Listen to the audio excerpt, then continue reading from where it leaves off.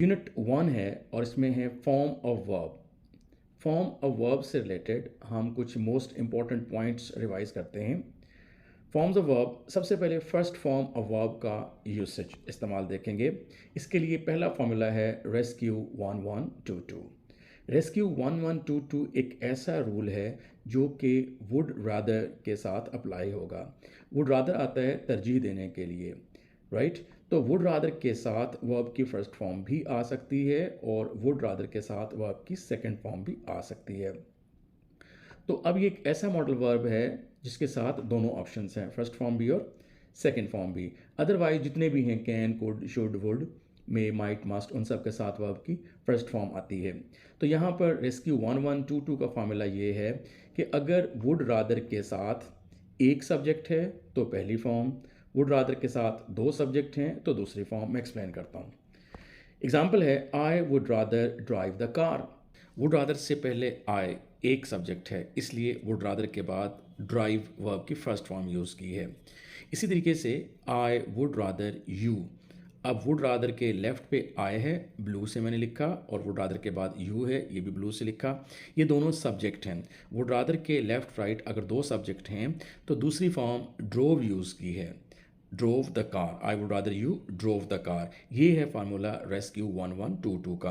Wrong क्या करेगा वो? फर्स्ट एग्जांपल में ये कर देगा गलती से I would rather drove the car, वो रॉन्ग हो जाएगा। आप उसको करेक्ट करेंगे I would rather drive the car. ऐसे ही सेकंड एग्जांपल में I would rather you drive the car, वो गलती से लिख देगा और आप करेक्ट क्या करेंगे, जैसे कि मैंने यहाँ लिखा I would rather you drove the car. Explanation मैंने आपको दे दी है कि रेस्क्यू 1122 का फार्मूला क्या है, कि इसके मुताबिक अगर वुड रादर के साथ एक सब्जेक्ट है तो पहली फॉर्म और दो सब्जेक्ट हैं तो दूसरी फॉर्म। ये आपके सामने लिखा हुआ है जी। फर्स्ट फॉर्म का सेकंड इंपॉर्टेंट रूल हम पढ़ते हैं, वो है कि हेड के बाद अगर कोई पर्सन हो या कोई डूअर हो तो उसके साथ आप वर्ब की फर्स्ट फॉर्म यूज़ करते हैं। यानी जब आप किसी से कोई काम करवाएं उसको कॉजेटिव वर्ब कहते हैं। वो ज़रूरी नहीं है याद रखना कि उसको कॉजेटिव वर्ब कहते हैं, बस आप ये याद कर लें हेड के बाद अगर कोई पर्सन हो तो फिर आप उसके साथ फर्स्ट फॉर्म यूज़ करते हैं। जैसे I had Ali read A lesson for me, for example. इस तरह से हैड के बाद अगर पर्सन हो तो वर्ब की पहली फॉर्म आएगी।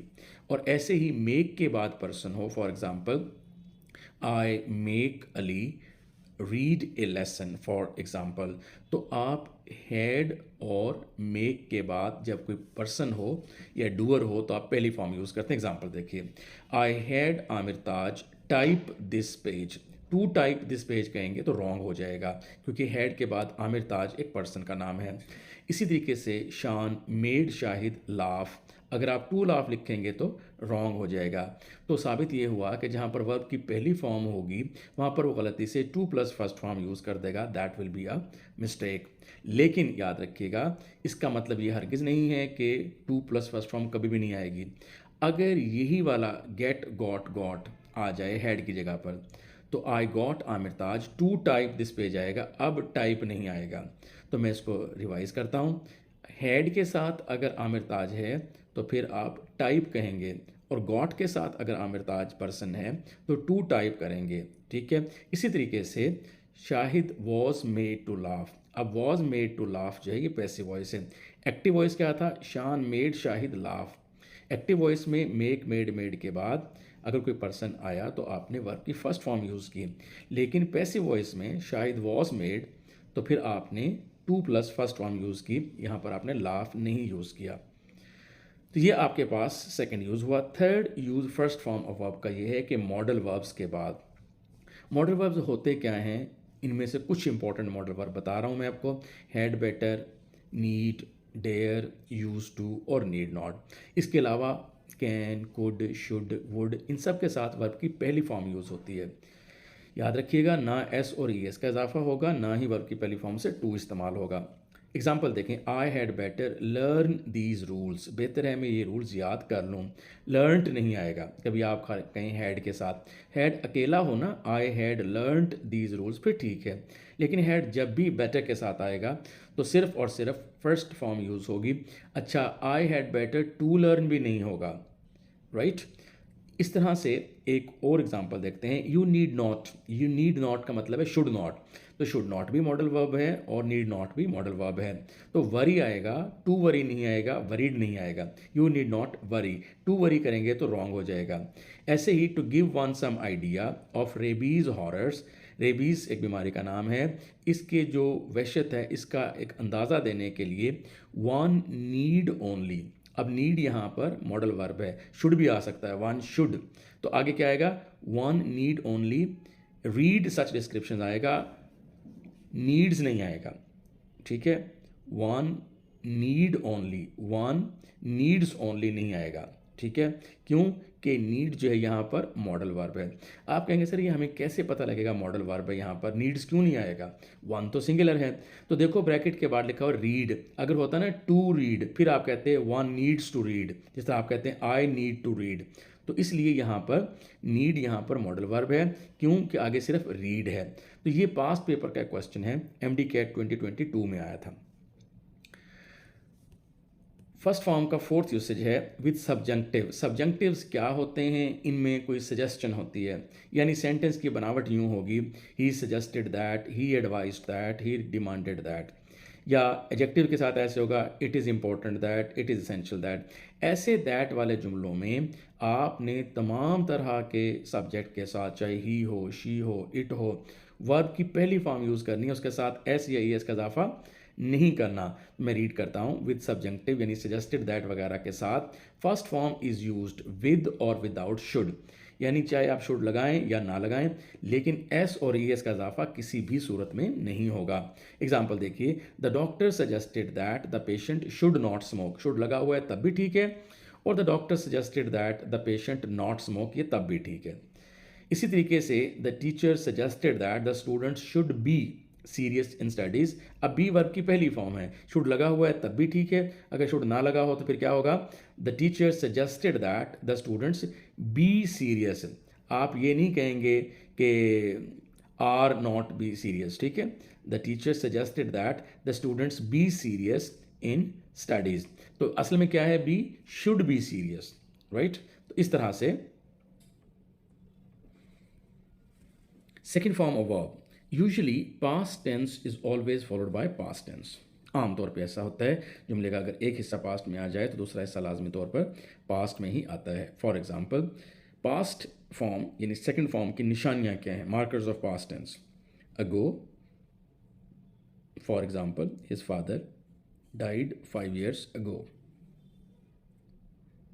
Before, yesterday, once upon a time. आपने जितनी भी कहानियां पढ़ी, एक दफ़ा का जिक्र है, कोई वुड कटर रहता था, once upon a time there lived a wood cutter, there had lived a wood cutter नहीं कहते। एग्जाम्पल देखिएगा, they buried him 2 weeks ago. Ago मैंने रेड किया ये बताने के लिए कि bury, buried, buried second form of verb है। थर्ड फॉर्म का इस्तेमाल, third form is used in passive voice. Passive voice के तमाम टेंसेज के तमाम सेंटेंसेज में वर्ब की थर्ड फॉर्म यूज़ होती है, और उसकी निशानी क्या होती है, आमतौर पर बाय। ज़रूरी नहीं कि बाय वाला हिस्सा हो, लेकिन हो तो आपके लिए और ज़्यादा आसानी रहेगी। A few years ago it dash that human beings do not belong to this earth. It found, find, found, found, तो वो तो मतलब होता है इसने पाया, लेकिन ये बात पता चली, पैसिव वॉइस कंस्ट्रक्शन आएगी। इट वर फाउंड वैसे नहीं होता, इट वॉज फाउंड आंसर है third option C. It had found का मतलब है इसने ढूंढा था, तो इस बात का पता चला। जब ये ना पता ना मेंशन हो कि किसने बताया, तो ये पैसिव वॉइस हो जाएगा, इट वॉज फाउंड। तो थर्ड ऑप्शन सी आपका आंसर हुआ। ये यूएचएस एमडी कैट 2023 का क्वेश्चन था, थर्ड ऑप्शन सी आंसर है। इसमें थर्ड फॉर्म का इस्तेमाल किया, जैसा कि मैंने बताया आपको कि पैसिव वॉइस के तमाम सेंटेंसेज में वर्ब की थर्ड फॉर्म आएगी, इसलिए हमने यहाँ पर क्वेश्चन भी वही सिलेक्ट किया ताकि आपकी रिवीजन बेहतर तरीके से हो जाए और याद रहे कि हम ये शॉर्ट लिस्टिंग कर रहे हैं। क्वेश्चन थर्ड फॉर्म का जो सेकंड क्वेश्चन है, द शेपर्ड, शेपर्ड गडरियो कहते हैं जो भेड़ बकरियां चराता है। प्लोड का मतलब होता है हल चलाना। This mountain with cattle the first time it dash ever प्लोड। Ever भी जिस तरह से अगो, बिफोर, लास्ट, यस्टरडे होता है, बिल्कुल ऐसे ही एवर भी वर्ब की सेकंड फॉर्म की निशानी है। और सेकंड फॉर्म आपको पता है, एक्टिव वॉइस हो या पैसिव वॉइस हो। अगर पैसिव वॉइस होगा तो वॉज वर्ब और वर्ब की थर्ड फॉर्म आई हुई है।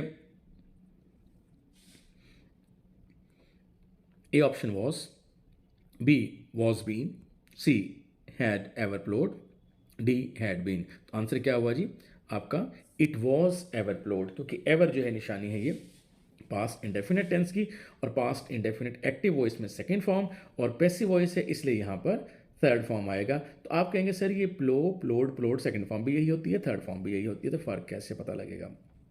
तो भाई बात ये है कि ए बी सी डी सब में हेल्पिंग वर्ब लिखे हुए, वॉज एक हेल्पिंग वर्ब है, हैड एक हेल्पिंग वर्ब है, तो जब भी ईडी वाली फॉर्म हेल्पिंग वर्ब के साथ आए तो समझ लेना ये थर्ड फॉर्म होगी। आंसर आपका हुआ जी अल्फा। थर्ड फॉर्म का नेक्स्ट रूल है कि use third form as adjective आप कह लें। थर्ड फॉर्म एजेक्टिव के तौर पर भी यूज़ होती है, जैसे कि broken heart, which heart, broken, तो ब्रोकन थर्ड फॉर्म है। लेकिन यहाँ पर हम बात करें use of third form with a helping verb, जैसे has, have, had active voice में हेल्पिंग वर्ब है, इनके साथ थर्ड फॉर्म यूज़ होती है। शैल हैव, विल हैव, इनके साथ भी वर्ब की थर्ड फॉर्म यूज़ होती है। जैसे ही has broken my heart, has के साथ वर्ब की थर्ड फॉर्म यूज़ होगी। He has break my heart नहीं हो सकता।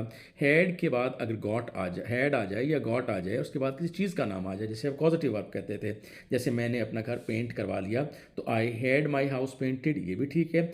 I got my house painted, ये भी ठीक है। ऐसे हैड और गॉट किसी काम करवाने के लिए इस्तेमाल किया जाए तो इसे पॉजिटिव वर्ब कहते हैं। आईएनजी फॉर्म का पहला इस्तेमाल है use of ING form with. बहुत इंपॉर्टेंट वर्ड्स हैं, गेट यूज टू आदि होना, लुक फॉरवर्ड टू मुंतज़िर होना, अवर्स टू नापसंद करना, विद अ व्यू टू की गरज से, कुडेंट हेल्प या कांट हेल्प किसी काम के बगैर ना रह सकना। इन सब के बाद आईएनजी वाली फॉर्म आती है। For example we are use to living here, gate use to, are use to के साथ आईएनजी वाली form. I went there with a view to meeting her, with a view to meeting her, with a view to के साथ ING वाली form. I can't help laughing, लेकिन can't help के फ़ौरन बाद यूज़ करोगे तो आईएनजी वाली फॉर्म, लेकिन अगर कांट हेल्प के साथ बट भी लिखा हो तो फिर पहली फॉर्म यूज़ करेंगे, जैसे I can't help but laugh. ING वाली फॉर्म का दूसरा इस्तेमाल use of ING form with A helping verb. Active voice में is, M, are, was, were, shall be, will be, has been, have been और since for के साथ verb की ING वाली फॉर्म यूज़ होती है। For example they are breaking the laws, वो कवानीन को तोड़ रहे हैं। तो आपने देखा आर हेल्पिंग वर्ब है और ब्रेकिंग वर्ब की आईएनजी वाली फॉर्म है। इसी तरीके से use of ING form positive verb have या गेट के साथ जब भी आप किसी तसलसल को ज़ाहिर करेंगे, कॉन्टिन्यूटी को शो करेंगे, तो वर्ब की आईएनजी वाली फॉर्म यूज़ करेंगे। For example I had them writing the rules, मैंने उनको रूल्स लिखवाने जारी रखे। ऐसे में कहूँगा I got them writing the rules, मैंने उनको रूल्स लिखवाने जारी रखे। आईएनजी फॉर्म का थर्ड इस्तेमाल है ING form can be used as gerund. Gerund क्या होता है? भी वर्ब की आईएनजी वाली फॉर्म नाउन के तौर पर अगर इस्तेमाल हो तो उसे जेरेंड कहते हैं। एग्जांपल देखिए, she avoids meeting people, she avoids what? Meeting. What का जवाब देने वाला वर्ड नाउन होता है, चाहे वो सादा नाउन हो चाहे वो वर्ब की आईएनजी वाली फॉर्म जेरेंड नाउन के तौर पर इस्तेमाल हो। तो यहाँ पर टू प्लस फर्स्ट फॉर्म नहीं यूज़ होगा, शी अवॉइड्स मीटिंग आएगा, शी अवॉइड्स टू मीट नहीं आएगा। ऐसे ही और कुछ वर्ड्स होते हैं जिनके बाद आप आईएनजी वाला नाउन ही यूज़ करेंगे। अवॉइड है फॉर एग्जांपल, और इंजॉय है, we enjoyed talking to your friend. For example we enjoyed what? Talking to your friend. We enjoyed to talk नहीं आएगा। He enjoys swimming, he enjoys what? Swimming. He enjoys to swim नहीं आएगा। आई saw him go भी आ सकता है, आई saw him going भी आ सकता है। लेकिन अगर कैन सी हो तो फिर सिर्फ और सिर्फ आईएनजी वाली फॉर्म आती है, I can see him going. फिर अब यहाँ पर गो या टू गो नहीं आ सकता। ये बहुत इंपॉर्टेंट पॉइंट है। वैसे तो हम सारे ही मोस्ट इंपॉर्टेंट पॉइंट ही रिवाइज कर रहे हैं। Trick for conditional sentences. अब वर्ब की पहली फॉर्म कंडीशनल टाइप 1, वर्ब की दूसरी फॉर्म कंडीशनल टाइप 2, वर्ब की तीसरी फॉर्म कंडीशनल टाइप 3। तो जो टाइप ऑफ कंडीशनल क्लॉज होगी, सेंटेंस होगी, वही फॉर्म ऑफ वर्ब यूज हो जाएगी। जीरो या real conditional first form of verb is followed by first form. जैसे जब बारिश होती है तो घास गीली हो जाती है, the grass gets wet if it rains. First form, second form और थर्ड फॉर्म कंडीशनल टाइप के साथ इस्तेमाल होते हैं। जैसे if he works hard he will pass, ये पहला कंडीशनल है इसलिए वर्क्स पहली फॉर्म यूज हुई। If he worked hard he would pass, ये दूसरा कंडीशनल है तो वर्कड दूसरी फॉर्म यूज हुई। If he had worked hard तीसरा कंडीशनल है तो ये तीसरी फॉर्म यूज हुई। तो ये तीन कंडीशनल टाइप ऑफ सेंटेंसेस हैं। इफ़ ही वर्कड हार्ड तो इक्वेशन नंबर 2 के मुताबिक दूसरे हिस्से में क्या आना चाहिए था? ही वुड पास, लेकिन गलती से वुड हैव पास कर देगा, ये रॉन्ग है। इसी तरीके से एक और गलती डिस्कस करते हैं। If he had worked hard conditional type 3 के मुताबिक इफ़ के साथ अगर हैड प्लस थर्ड फॉर्म हो तो दूसरे हिस्से में वुड हैव और थर्ड फॉर्म आनी चाहिए, वो गलती से वुड और फर्स्ट फॉर्म लिख देगा, वो रॉन्ग हो जाएगा। तो if he had worked hard होना क्या चाहिए था, ही वुड हैव पास्ट, तो ही वुड पास कर देगा, ये रॉन्ग हो जाएगा। टेंसेस, प्रेजेंट इंडेफिनिट टेंस का इस्तेमाल हम करते हैं कब, इफ़ क्लास, जैसे अभी आपने पढ़ा अगर तुम मेहनत करोगे, इफ़ यू वर्क हार्ड, तो if class of conditional type 1, if he comes I shell help him, तो शैल विल के साथ भी पहली फॉर्म यूज़ करते हैं, और इफ़ वाले हिस्से में अगर वर्ब की पहली फॉर्म हो तो दूसरे हिस्से वाले में शैल विल और वर्ब की पहली फॉर्म यूज़ करते हैं। The present indefinite tense is used in time clause when या बिफोर, एज सुन एज से भी टाइम क्लॉज शुरू होती है, व्हेन से भी शुरू होती है, बाय द टाइम से भी शुरू होती है, ज़्यादातर हम व्हेन के साथ करते हैं। When the other part is future perfect tense, for example he will have died, वो मर चुका होगा। आपने देखा शैल हैव, विल हैव और वर्ब की थर्ड फॉर्म ये फ्यूचर परफेक्ट टेंस कहलाता है। तो एक हिस्सा अगर फ्यूचर परफेक्ट टेंस में हो तो फिर व्हेन के साथ वाला हिस्सा वर्ब की फर्स्ट फॉर्म के साथ आएगा, जैसे कि अराइव। अब फर्स्ट फॉर्म के साथ एस का इजाफा क्यों किया है, क्योंकि द डॉक्टर सिंगुलर है, सब्जेक्ट अगर सिंगुलर हो तो वर्ब की पहली फॉर्म के साथ एस और एस का इजाफा करते हैं। नेक्स्ट टेंस है जी past indefinite tense. Usually past indefinite tense is followed by past indefinite tense, एक टेंस पास्ट में दूसरा भी पास्ट में होगा। The train had left the station, जो काम पहले हो वो पास्ट परफेक्ट टेंस में होगा, जैसे ट्रेन पहले जा चुकी थी। तो पास्ट परफेक्ट का मतलब है हैड और वर्ब की थर्ड फॉर्म। अगर एक हिस्सा हैड और थर्ड फॉर्म में हो, जो काम पहले रूनुमा हुआ हो, हैड प्लस थर्ड फॉर्म के साथ हो, तो फिर व्हेन या बिफोर के साथ पास्ट इंडेफिनिट यानी वर्ब की दूसरी फॉर्म आएगी, जैसे कि यहाँ पर है when the passenger arrived. Had arrived नहीं करेंगे क्योंकि पहले वाले हिस्से में भी हैड अराइव्ड है, दूसरे वाले हिस्से में भी हैड अराइव्ड है, तो use of double past perfect wrong हो जाएगा। इसी तरीके से इट इज़ हाई टाइम, बेहतर है, ये वक्त आ गया है, उसके लिए आपने सिर्फ और सिर्फ सेकंड फॉर्म यूज़ करनी है, it is high time that. High ना भी लिखा हो तब भी ठीक है, इट इज़ टाइम, और दैट ना लिखा हो तब भी ठीक है। It is high time that you started it, started it आएगा, यू शुड स्टार्ट इट नहीं आएगा। नेक्स्ट टेंस है जी past indefinite tense, would rather, would that, काश, एज इफ जैसा के, एज दो जैसा के, इनके साथ सेकंड फॉर्म ऑफ वर्ब भी आती है, और बहरहाल हैड बीन भी आता है, यानी हैड और third form. Would that I were a king, ये भी ठीक है। Would that I had been a king, ये भी ठीक है। Would that I was a king wrong हो जाएगा। Would that I have been a king wrong हो जाएगा। जस्ट पास्ट इंडेफिनिट टेंस की भी निशानी है और जस्ट पास्ट परफेक्ट टेंस की भी निशानी है। अगर हेल्पिंग वर्ब हो तो फिर ये पास्ट परफेक्ट टेंस की निशानी है, subject plus helping verb plus third form of verb. Example देखिए, she has just gone out. अब आपने देखा कि जस्ट जो है ये हेल्पिंग वर्ब हैज़ के बाद है, इसलिए वर्ब की थर्ड फॉर्म आई है। लेकिन अगर हेल्पिंग वर्ब हो ही ना तो फिर ये देखें सब्जेक्ट के बाद अगर जस्ट हो, देखें इसमें हेल्पिंग वर्ब है कहीं पर, नहीं है, इसलिए सिर्फ सेकंड फॉर्म यूज़ होगी, जैसे कि we just dash a game of tennis. A has, B have, C had और डी हैव, तो हैड आएगा। ये आपके पास पेपर का क्वेश्चन था, यूएचएस एमडीके 2023 में आया था। प्रेजेंट परफेक्ट टेंस, पहला इस्तेमाल इसका ये है कि सिंस और फॉर के साथ भी यूज़ हो सकता है।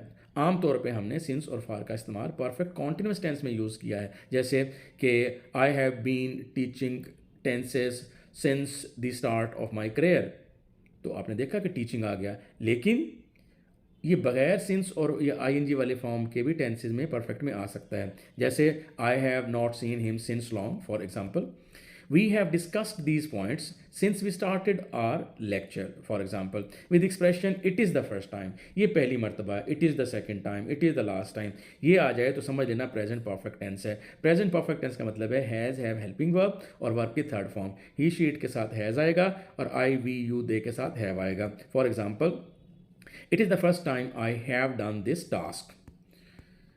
Present perfect tense.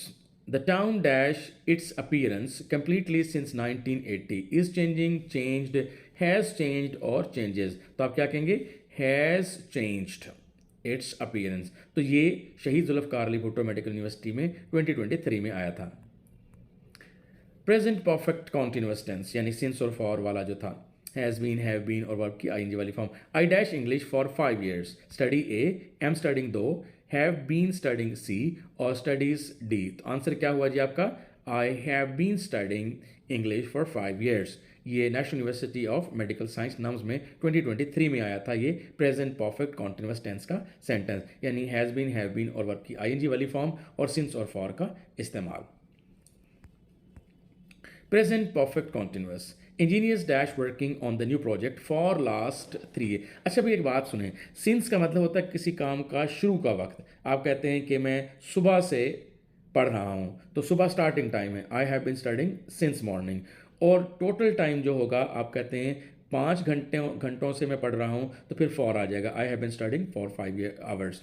Engineers dash working on a new project for the last days, A are, B has been working, C have been working और D ought to be working. तो आपका answer क्या हुआ जिसमें have been working. आपको पता है कि ये हम प्रेजेंट परफेक्ट कॉन्टिन्यूस टेंस पढ़ रहे हैं जिसमें कि हैज़ बीन, हैव बीन और वर्ब की आईएनजी वाली फॉर्म और सिंस और फॉर का इस्तेमाल है। शहीद जुल्फ़िकार अली भुट्टो मेडिकल यूनिवर्सिटी 2022 में क्वेश्चन आया था।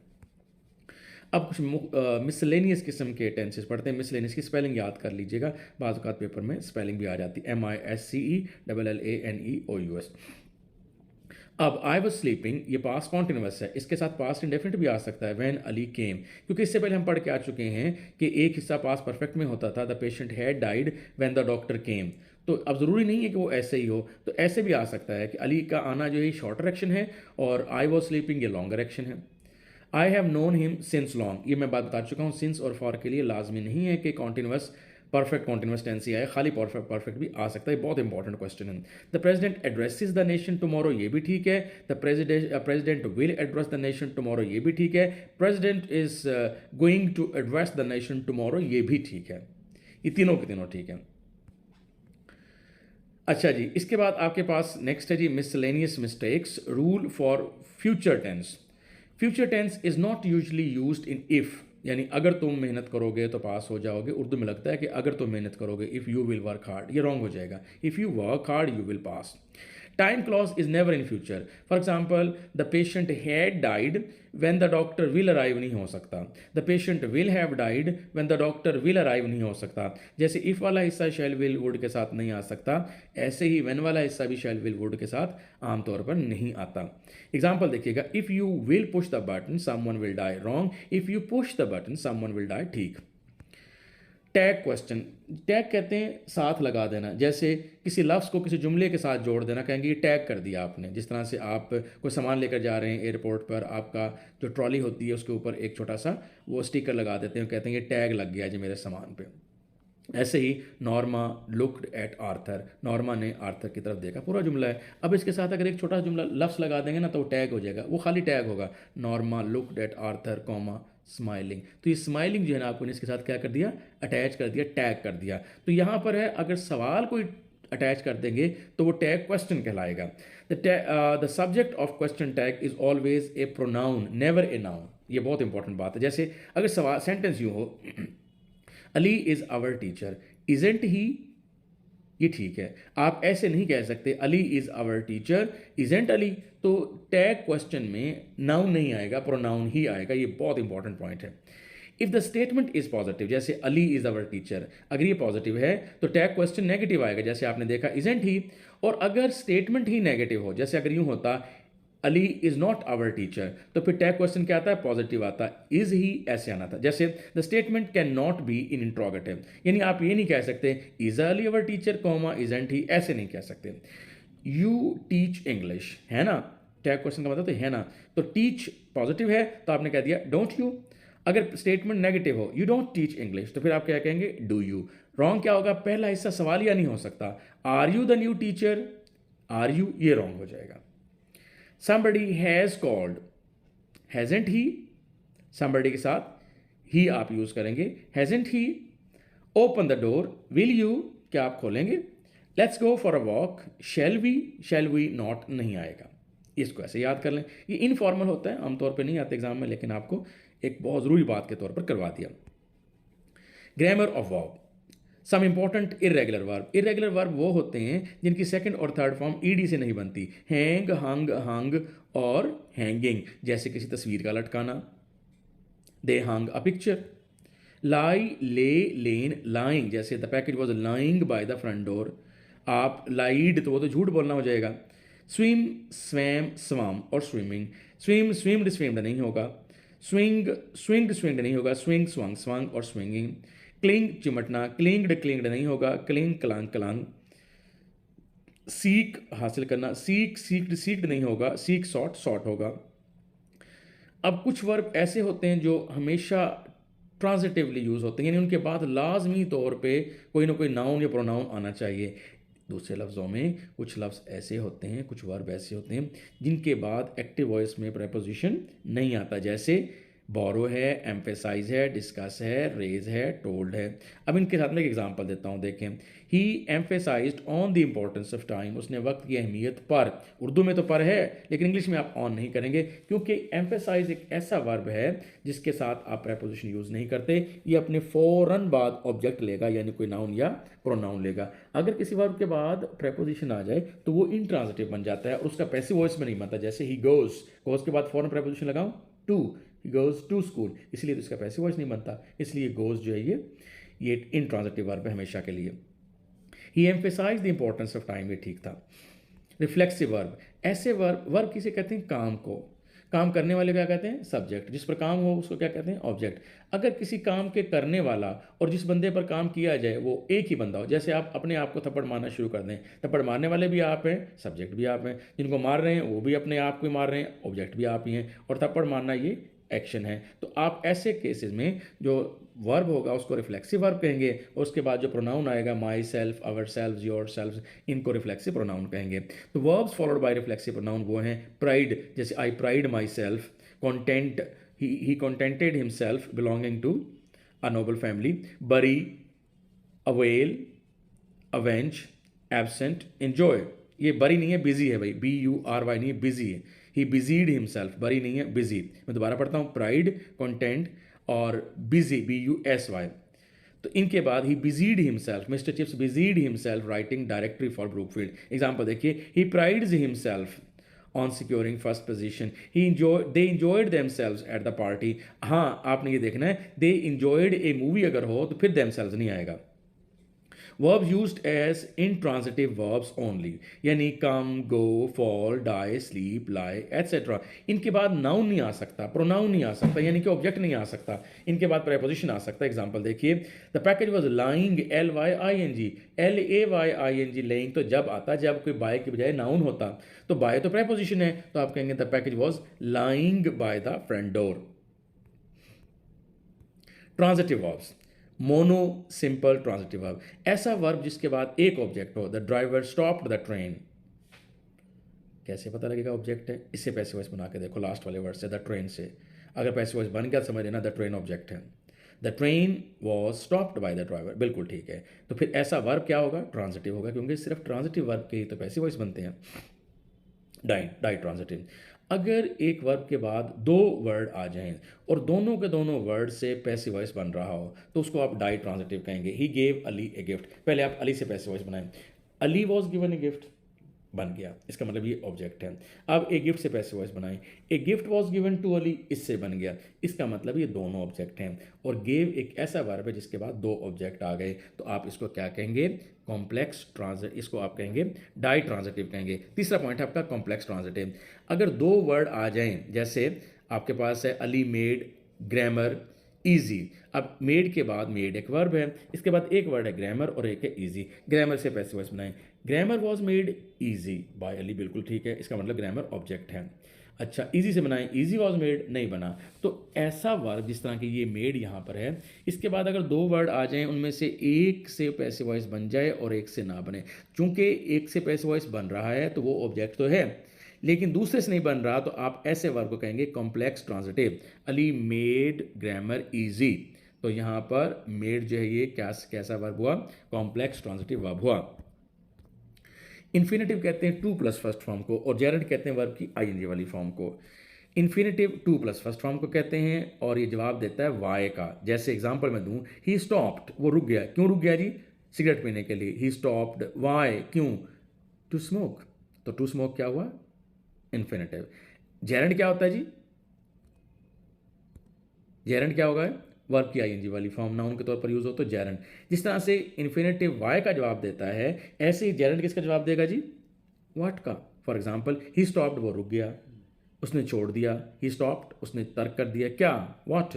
ही स्टॉप्ड स्मोकिंग, स्मोकिंग, स्मोकिंग क्या हो गया, जेरेंड हो गया।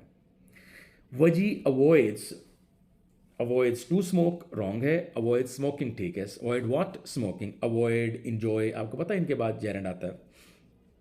वजी beg, beg to say, mean to say, I bag to से, तो इसके बाद इन्फिनेटिव आता है। ट्रांजिटिव और इनट्रांजिटिव वर्ब, ले इज अ ट्रांजिटिव वर्ब, क्यों, ये एक ऐसा वर्ब है व्याकरण का जिसके बाद नाउन या प्रोनाउन आता है। जैसे the hen lays eggs, lay, laid, laid और लेंगे फॉर्म बनेगी। जैसे I laid the book on the table, तो आप इसका बेस्ट वर्ज बनाएं, the book was laid on the table, बिल्कुल ठीक है। लाई इंट्रांजिटिव वर्ब है, यानी इसके बाद कोई प्रेपोजिशन आएगा या एडवर्ब आएगा या कुछ भी नहीं आएगा, यानी नाउन या प्रोनाउन नहीं आएगा। एग्जांपल देखें, लाई, ले, लेन और लाइंग, ये फॉर्म ऑफ वर्ब है। The package was lying, L Y I N G आएगा, L A Y I N G, laying नहीं आएगा, by the door.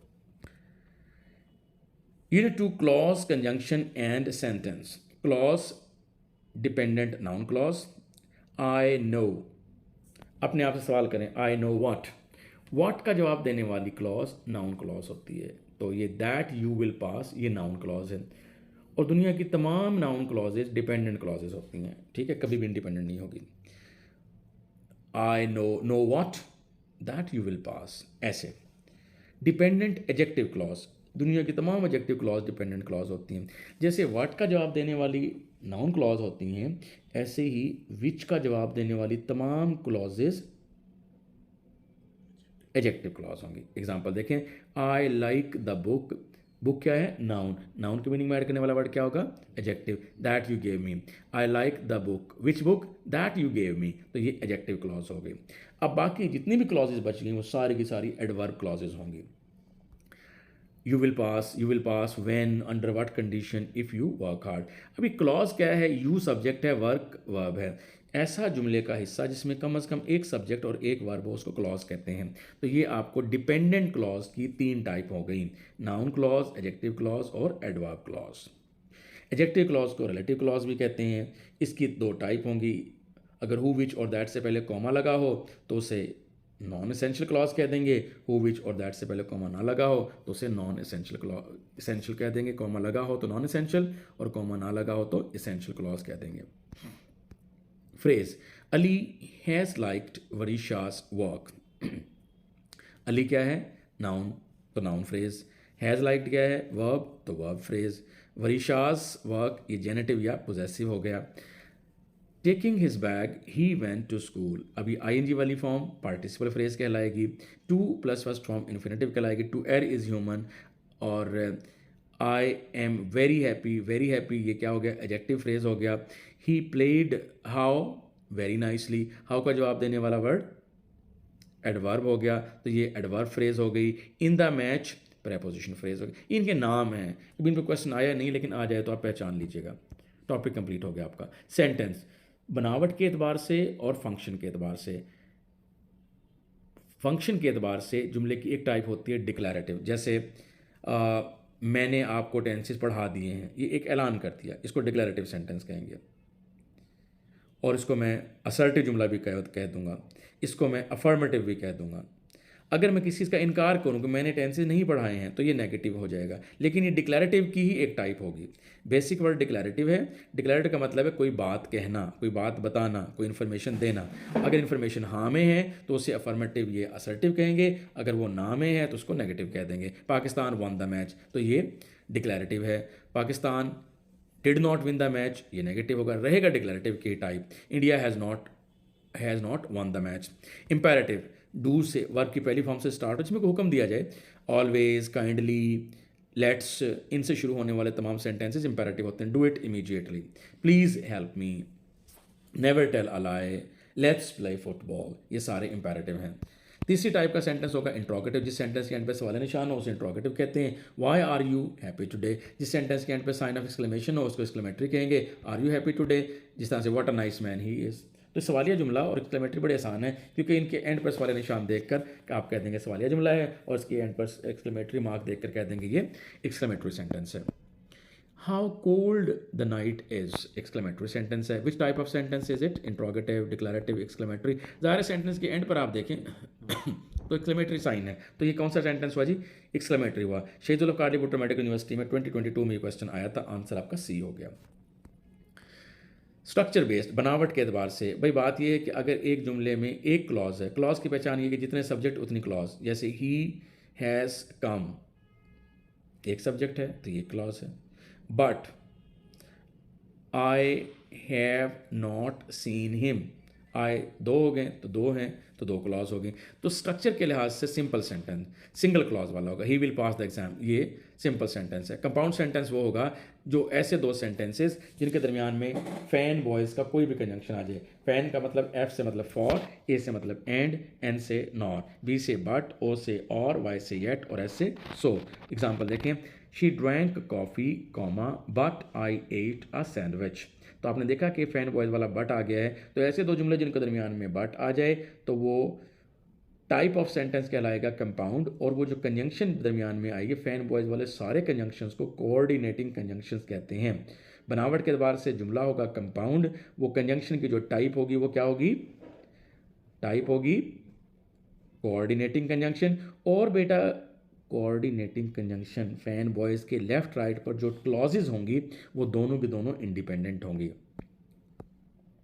Complex sentence, ऐसा सेंटेंस जिसमें सवाबी वाला जाए. एस से सिंस, डब्ल्यू से व्हेन, वाइल, ए से ऑल्दो या एज या दो, बी से बिकॉज और आई से इफ़ आ जाए तो वो इनसे स्टार्ट होने वाली जो क्लॉज होगी वो कंडीशनल क्लॉज होगी, डिपेंडेंट क्लॉज हो जाएगी. सपोज इफ वाली होगी तो one independent plus one dependent clause. You will pass the exam, I will pass the exam, they will pass the exam, ये सारे independent. If you work hard, if Swabi वाला आ गया तो समझना जिन दो जुमलों में सवाबी वाला कोई कंजंक्शन आ जाए, सिंस, व्हेन, एज दो, ऑल दो, बिकॉज, इफ, इनको डिपेंडेंट क्लॉजेज कहते हैं, इनको सबऑर्डिनेटिंग क्लॉजेज कहते हैं. तो सेंटेंस की टाइप जो होगी ये कॉम्प्लेक्स हो जाएगी. बहुत इंपॉर्टेंट क्वेश्चन. अभी एक ऐसा सेंटेंस है the higher you go the cooler it is. इसमें ना तो सवाबी नज़र आ रही है ना ही फैन बॉयज़ आ रही है. तो ऐसे जुमलों को आप रीफ्रेज कर लें, दोबारा ट्रांसलेट कर लें. कैसे?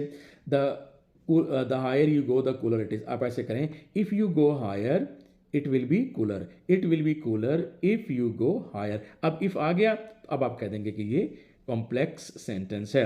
कंपाउंड कॉम्प्लेक्स क्या होता है? ऐसा सेंटेंस जिसमें फैन बॉय वाला भी आ जाए और सवाबी वाला भी आ जाए. जैसे देखें, इफ़ यू वर्क हार्ड, अगर तुम मेहनत करोगे, इफ़ आ गया, सवाबी वाला है, डिपेंडेंट क्लॉज है, तो आप इसको कॉम्प्लेक्स कहेंगे. You will pass the exam and I shall give you a prize. अब एंड फैन बॉयज़ वाला है. जब भी ऐसे तीन जुमले जिनमें एक कम अज़ कम फैन बॉयज़ वाला आ जाए, जैसे कि यहाँ पर एंड आया है, तो उसे आप कंपाउंड सेंटेंस ज़रूर कहेंगे. और अगर एक कम अज़ कम सवाबी वाला आ जाए तो उसे आप कॉम्प्लेक्स ज़रूर कहेंगे. तो ऐसा जुमला जिसमें तीन जुमले हैं, तीन क्लॉजेज हैं, उसमें फैन बॉयज़ वाला भी है और सवाबी वाला भी है, तो आप इसको कहेंगे compound complex sentence. Identify the type of sentence. I waited for the bus but it was late. अब आपने देखा कि बट फैन बॉयज़ वाला आ गया. तो जब भी दो जुमलों के दरमियान फैन बॉयज़ वाला आ जाए तो ये बनावट के अतबार से कंपाउंड सेंटेंस होता है. तो आपने देखा आंसर सी हुआ. ये ईटा 2022 में आया था. कोऑर्डिनेटिंग कंजंक्शन मैंने आपको बताया. Fan boys F for reason के लिए आता है, ए एंड एडिशन के लिए आता है, एन नॉर निगेशन के लिए आता है, इनकार के लिए, बी बट अपोजिशन के लिए आता है, ओ और ऑप्शन के लिए आता है, वाई येट एम्फेसिस के लिए आता है, एस सो कंक्लूजन के लिए आता है. ये सारे के सारे जो वर्ड्स हैं इनको कंजंक्शन कहते हैं. और जब ये दो जुमलों के दरमियान में आएँ तो इन कंजंक्शन की टाइप्स को कोऑर्डिनेटिंग कंजंक्शन कहते हैं. और बनावट के लिहाज से इनसे पहले उनके बाद जो क्लॉज होती है वो इंडिपेंडेंट होती है. तो इस तरह से ये कंपाउंड सेंटेंसेस कहलाएंगे. आगे इनकी एग्जांपल है सारी, आप देख लें, इसका स्क्रीनशॉट ले लें और पढ़ लें. ठीक है, ये कंजंक्शन का इस्तेमाल है. मैं पढ़ देता हूँ. Hubert's protest was useless. क्यों? For nobody believed him. क्योंकि it had a long step और इट स्लंग लटका हुआ होना across her shoulder. The woman did not watch the boy nor did she watch the purse, Norma tried to lift it off, but it was locked in place. You will dig the grave, or before the king shall you go. His lips moved, yet he could not say anything. Thank you, ma'am, said. All the doors were open, so they were not alone. ये सारे के सारे sentences compound हैं. इनके दरमियान में जो conjunction है वो कोऑर्डिनेटिंग कंजंक्शन है. इनके लेफ्ट राइट पर जो क्लॉजेज हैं वो सारी इंडिपेंडेंट क्लॉजेज हैं. और याद रखिएगा, दो सेंटेंसेस के दरमियान जब भी कोऑर्डिनेटिंग कंजंक्शन आए उससे पहले पंक्चुएशन मार्क कॉमा यूज़ हुआ है, आपने सब में देखा.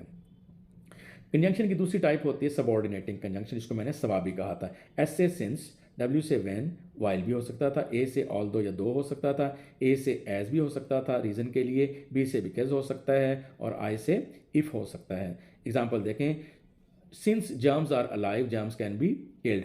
अब सिंस चूंकि जर्म्स अलाइव होते हैं तो ये डिपेंडेंट क्लॉज है और दूसरी इंडिपेंडेंट हुई. ऐसा नहीं हो सकता किसी जुमले में कि दोनों के दोनों डिपेंडेंट हो जाएं, तो ये कॉम्प्लेक्स सेंटेंस होंगे. सवाबी वाले तमाम सेंटेंसेस कॉम्प्लेक्स होंगे. When the phone rang she picked up the receiver, although his lips moved he could not even say that. As she opened the door she saw the package. Because it was so simple it was very easy. अब because के साथ अब सो नहीं कहेंगे, double conjunction wrong हो जाएगा. If you push the button someone will die. ये सारी एग्जाम्पल कंपाउंड सेंटेंसेस की हैं, और जो रेड में कंजंक्शन यूज़ किए हैं ये सवाबी वाले हैं, ये डिपेंडेंट, ये सबऑर्डिनेटिंग कंजंक्शन है. एक ज़रूरी बात याद करने की वो ये है, आम तौर पर जहन में ये आता है कि दो जुमलों को दरमियान में आकर ज्वाइन करने वाले वर्ड को कंजंक्शन कहते हैं. बिल्कुल ठीक बात है, लेकिन उससे गलत आइडिया ये आ जाता है कि शायद कंजंक्शन दरमियान में ही आता है. ऐसा नहीं है, कंजंक्शन सेंटेंस के स्टार्ट में भी आ सकता है. ये देखें आपने, ये सबऑर्डिनेटिंग कंजंक्शन सारे स्टार्ट में आए हुए हैं. कोरैलेटिव कंजंक्शन ये जोड़ों की सूरत में होती हैं, पेयर की सूरत में होती है. मैं इसको ई एंड स्केयर कहता हूँ. ई का मतलब है ई से आइदर और, एन से neither nor, not only say but also. अच्छा, आइदर और भी होता है, वेदर और भी जो होगा वो भी कोरैलेटिव ही होगी. Either you like it or you don't like it. Neither do I like coffee nor do I like tea. ऐसे ही is not only intelligent but also very funny. Conjunction, add suitable conjunction in the given sentences. Your ice cream will melt, comma, you should eat it quickly. दो independent sentences को खाली comma से use करोगे तो ये comma splice हो जाएगा, ये रॉन्ग होता है, ये तो हो गया wrong. Your ice cream will melt, so ये ठीक हो सकता है, you should eat it quickly.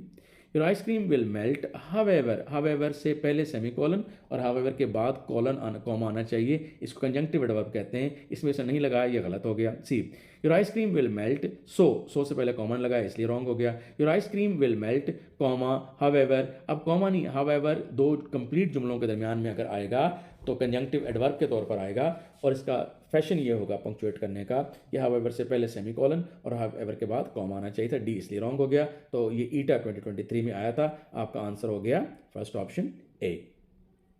Conjunction का क्वेश्चन था, dash going to sleep I like to read for half an hour. After going to sleep, सोने के बाद थोड़ी पड़ेगा, तो सबसे सिंपल सी बात है बिफोर गोइंग टू स्लीप आ जाएगा. प्रेपोजिशन ये इसमें आपके पास ये यहाँ पर बिफोर आएगा, आफ्टर नहीं आएगा, एज सुन एज नहीं आएगा, वाइल नहीं आएगा. सब्जेक्ट वर्ब अग्रीमेंट बहुत इंपॉर्टेंट पॉइंट है.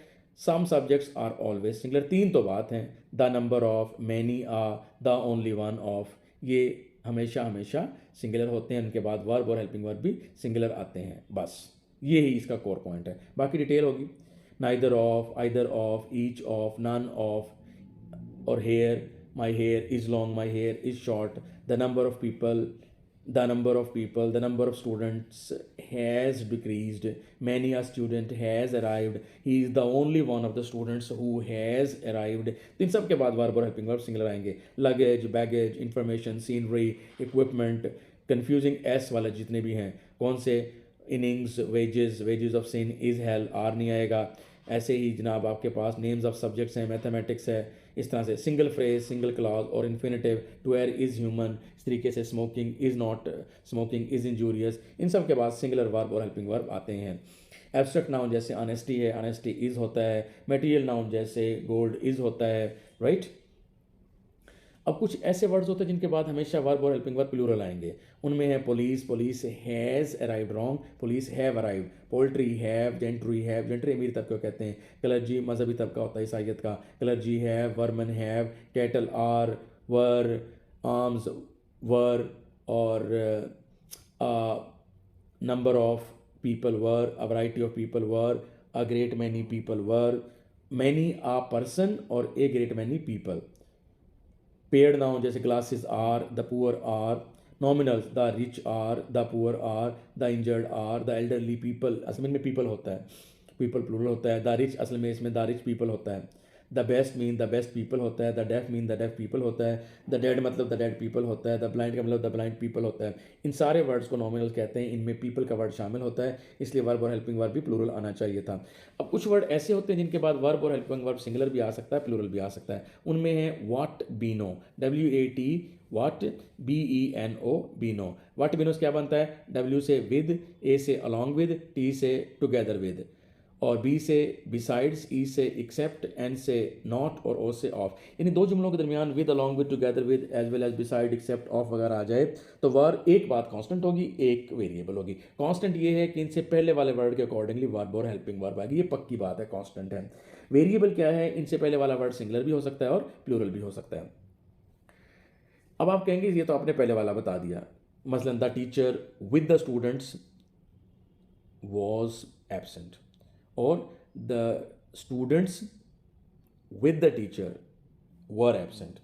लेकिन आप कहेंगे सर दूसरे वाले वर्ड के अकॉर्डिंगली वर्ब और हेल्पिंग वर्ब कब आते हैं? वो आएगा नॉब, NOB नॉब, यानी नॉर और बट ऑल्सो के बाद वाले वर्ड के अकॉर्डिंगली वर्ब और हेल्पिंग वर्ब आएगा. यानी neither the teacher nor the students were, either the students or the teacher was, not only the teacher but also the students वर. तो नॉट, नॉर और but also के बाद वाले word के accordingly verb और helping verb use करते हैं. PRP, portion of, ratio of, percentage of. इनमें भी ऑफ के बाद वाले वर्ड के अकॉर्डिंग, जैसे 50% of the class was absent और 50% of the boys were absent. Half of the class was absent, half of the boys were absent. 2/3 of the class was absent, 2/3 of the boys were absent. SAM, SAAM means sum of, all of, a lot of, majority of. Majority of people were there, majority of the class was there. Two subjects were joined by and के साथ join होने वाले दो word, उनके बाद verb और helping verb singular आएगा या प्लूरल आएगा, उसका फैसला, उसको डिटरमिन कौन करेगा? Determiner. Determiner my, our, your, their, article a and the हो सकता है. अगर वो a and the, my, our एक दफ़ा आया है तो वर्ब और हेल्पिंग वर्ब सिंगुलर आएगा, और एंड के साथ ज्वाइन होने वाले दो वर्ड से साथ my, our, your, their, a and the दो दफ़ा आया तो दो प्लूरल होता है, वर्ब और हेल्पिंग वर्ब भी प्लूरल आएगा. एग्जाम्पल देखिए. Our German master and friend Herr Staefel was killed last week on the western front. अब आपने देखा कि जर्मन मास्टर एक है और फ्रेंड दूसरा है, दो वर्ड के साथ अवर एक दफ़ा है, इसलिए आपने वॉज यूज़ किया है. My friend and my teacher. अब आपने देखा एंड के साथ ज्वाइन होने वाले दो वर्ड फ्रेंड और टीचर हैं. इनसे दोनों से पहले माई दो दफ़ा आया है, तो माई डिटर्मिनर है, इसने डिटर्मिन करके दिया कि आगे चलकर प्लूरल वर्ड आएगा, क्योंकि ये बंदे दो अलग अलग हैं. जितनी दफ़ा ये माई आएगा, दो दफ़ा आएगा, दो प्लूरल होता है, इसलिए हैव अराइव्ड आएगा, हैज़ अराइव्ड नहीं आएगा. यूज़ ऑफ एवरी एक एक्सेप्शन के तौर पर यूज़ करेंगे, बेशक एंड लगाओ. ईच और every boy and every girl, each boy and each girl. Was he आएगा, चाहे बेशक ईच दो दफ़ा आए. वो होता है ना my friend and my teacher, आपने कहा माई दो दफ़ा आ गया तो हैव लगा दिया. ये रूल आपने ईच और एवरी पे यूज़ नहीं करना, ये बहुत इंपॉर्टेंट एक्सेप्शन है. दे ईच वॉज इन्वाइटेड या वन इन्वाइटेड. अब बात यह है कि ये जो ईच अगर प्रोनाउन दे के बाद आया तो इसकी कोई औकात नहीं है, इसलिए आप समझें कि ईच है ही नहीं, तो आप कहेंगे दे वर इन्वाइटेड. आप कह रहे हैं कि ईच, मैंने एरो करके बताया कि each is of no importance, each की कोई औकात नहीं. कब? व्हेन यूज्ड आफ्टर नाउन या प्रोनाउन, अगर ये दे के बाद आया है in the mid of the sentence. Subject verb agreement में एक इंपॉर्टेंट पॉइंट है, वो है वेजेस. वेजेस का मतलब एक तो होता है मजदूरी, तो जब मजदूरी होगी तो बगैर एस के भी आ सकता है. वेज सिंगुलर है, वेज इज लो, और ज़्यादा है वेजेस आर लो, बिल्कुल ठीक, इसका मतलब मजदूरी. लेकिन वेजेस का एक मतलब रिवॉर्ड होता है, जजा या सज़ा, तो ये हमेशा सिंगुलर होगा. इसके बाद वर्ब और हेल्पिंग वर्ब भी सिंगुलर आएगा, तो आप कहेंगे वेजेस ऑफ सिन, इज है आएगा, आर नहीं आ सकता. वेज ऑफ सिन भी नहीं आ सकता. हु विच और दैट, इनको रिलेटिव प्रोनाउन कहते हैं। रिलेटिव कहते हैं रिश्तेदारों को। रिश्तेदार अपने से पहले करीब तरीन जो वर्ड होगा नाउन, उसके अकॉर्डिंगली बाद में जाके वर्ब और हेल्पिंग वर्ब लेगा। तो the attack of locust is a natural calamity that, अब दैट से फौरन पहले वाला वर्ड क्या है? क्लैमिटी। क्लैमिटी तबाही, ये सिंगुलर है, मेक्स आएगा, मेक नहीं आएगा। The human beings helpless, who which और दैट के बाद वर्ब और हेल्पिंग वर्ब। हु विच और दैट से एक बात कांस्टेंट है, एक वेरिएबल। कांस्टेंट क्या है? हु विच और दैट के बाद वर्ब और हेल्पिंग वर्ब आमतौर पे हु विच और दैट से फौरन पहले वाले वर्ड के अकॉर्डिंगली आता है। वेरिएबल क्या है? फौरन पहले वाला वर्ड सिंगुलर भी हो सकता है और प्लूरल भी हो सकता है। इस केस में यहाँ पर क्लैमिटी तबाही सिंगुलर आ गया था, इसलिए यहाँ पर आपने मेक्स का वर्ड यूज़ किया। सब्जेक्ट वर्ब एग्रीमेंट में एक याद करने की बात है, कुछ वर्ड ऐसे जिनको आपने रट्टा लगाना है, उन पर रूल अप्लाई नहीं होंगे, उनको मैं स्टैंडर्ड एक्सप्रेशन कहता हूँ। जैसे two and two make four, makes नहीं होगा। Slow and steady wins the race, win नहीं होगा। Time and tide wait for none, अगर वेट्स कहीं लिखा भी हुआ तो प्रिंटिंग मिस्टेक है, उसको प्रिंटिंग मिस्टेक को टाइपो कहते हैं, तो वो गलती हो गई है, प्रिंटिंग मिस्टेक है, अदरवाइज वो वेट्स नहीं होता। Time and tide wait for no man या नन होता है। ये इंपॉर्टेंट है, इनको ऐसे याद कर लें। सब्जेक्ट वर्ब अग्रीमेंट में डिस्टेंस आ जाए, क्वांटिटी आ जाए, अमाउंट आ जाए, ये हमेशा सिंगुलर होते हैं। जैसे $50,000 वॉज या वर द अमाउंट। जैसे लफ्ज़ अमाउंट या डिस्टेंस का लफ्ज़ आ जाए ना लिखा हुआ, फिर जो मर्जी हो जाए आपने वॉज यूज़ करना, वर यूज़ नहीं करना। लेकिन अगर ये अमाउंट का वर्ड ना हो, जैसे $50,000 वर पेड, अब अमाउंट का वर्ड नहीं है तो आपने वर कर दिया। एग्जाम्पल देखिएगा, choose the correct option. Every one of the prisoners, every one of the prisons are full, had full, have full, is full। तो आपने क्या कहा? ये नाम 2022 का था। every one of the prisons is, every one of the prisons is, neither of, none of, every one of हमेशा हमेशा सिंगुलर होंगे। इनके बाद वर्ब और हेल्पिंग वर्ब भी सिंगुलर आते हैं। सब्जेक्ट वर्ब अग्रीमेंट का एक और past paper question, each of 3 boys, each of आपको पता है सिंगुलर होगा, वर्ब और हेल्पिंग वर्ब भी सिंगुलर आएगा। सिंगुलर वर्ब का मतलब है वर्ब की पहली फॉर्म लव के साथ एस का इजाफा, आंसर आपका अल्फा हुआ। ये नाम्स 2022 का क्वेश्चन था।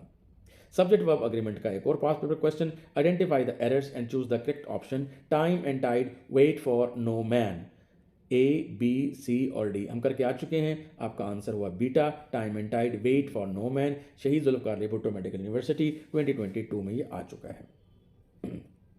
सब्जेक्ट वर्ब अग्रीमेंट का एक और past paper question, fill in the blank with appropriate option. The students comma accompanied by the teacher, comma से लेकर कॉमा तक नॉन एसेंशियल पार्ट होता है। नॉन एसेंशियल का मतलब ये है कॉमा से कॉमा तक के दरमियान में आने वाले किसी भी लफ्ज़ की ये औकात नहीं है कि खाली जगह में वर्ब और हेल्पिंग वर्ब उसके अकॉर्डिंगली यूज़ हो। तो कॉमा से पहले वाला वर्ड जो वो इंपॉर्टेंट होता है वो क्या है? द स्टूडेंट्स ए पढ़ें, is entering B, the students has entering C, the students are entering D, the students have entering, of course are entering। शहीद जुल्फ़िकार अली भुट्टो मेडिकल यूनिवर्सिटी 2023 का क्वेश्चन था, आंसर सी हुआ। सब्जेक्ट वर्ब अग्रीमेंट का एक और question, education and economic progress, बड़ा important question है। आपने देखना है कि ये 2 वर्ड है कि एक वर्ड है। अच्छा, प्रोग्रेस के साथ एजुकेशन मिलाओ, एजुकेशन प्रोग्रेस कोई वर्ड होता है? नो, एजुकेशन प्रोग्रेस कोई वर्ड नहीं होता। इकोनॉमिक प्रोग्रेस, हाँ, एजुकेशनल प्रोग्रेस हो सकता था। इसका मतलब एंड के साथ ज्वाइन होने वाली एजुकेशन की एक अलग वर्ड है और इकोनॉमिक प्रोग्रेस एक अलग वर्ड है। तो ये सब्जेक्ट सिंगुलर हुआ कि प्लूरल? ये प्लूरल हुआ। Along with the good governance, तो अलॉन्ग विद इससे पहले वाला जो भी वर्ड होगा उसके अकॉर्डिंगली वर्ब और हेल्पिंग वर्ब आएगा। तो अलॉन्ग विद से पहले वाला प्लूरल है, एजुकेशन एंड इकोनॉमिक प्रोग्रेस। तो फिर आप इसकी बजाय क्या कहेंगे? आर दी फैक्टर भी नहीं, आर दी फैक्टर्स। यही तो वजह है कि आगे दैट टेक, दैट से पहले आर दी फैक्टर्स होगा तो दैट टेक आया है, take the country towards quick development. तो आंसर आपका बीटा हो गया। आर द फैक्टर्स, ये मेडिकल यूएचएस एमडी कैट 2019 में आया था क्वेश्चन, आंसर आपका बीटा हुआ। Combination mistakes unit 4, collocation. First point है, I am doing an assignment. Assignment के साथ डूइंग आएगा, मेकिंग नहीं आएगा, इसे कहते हैं कोलोकेशन। 2 लफ्ज़ों का ऐसे इस्तेमाल जैसा कि अंग्रेज़ लोग करते हैं उसे कोलोकेशन कहते हैं।